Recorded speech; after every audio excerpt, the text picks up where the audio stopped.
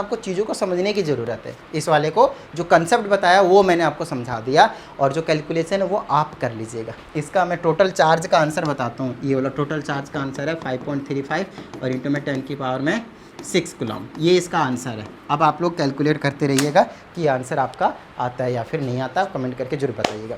तो उम्मीद करता हूँ अभी तक की सारी चीज़ें आप लोगों को समझ में आ गए होंगे, और अगर ऐसा है तो फटाफट क्या कीजिए, चैनल को सब्सक्राइब कर लीजिए, वीडियो को लाइक कर दीजिएगा, और सबसे ज़्यादा इंपॉर्टेंट बात, प्लीज़ चैनल को शेयर जरूर कीजिएगा अपने दोस्तों में, ठीक है, अपने ग्रुप्स में, फ्रेंड्स में, सर्कल्स में, और कुछ नहीं, सिर्फ इतना सपोर्ट कर दीजिएगा। चलिए मिलते हैं अगली वीडियो में, प्रैक्टिस जरूर कीजिएगा। जय हिंद।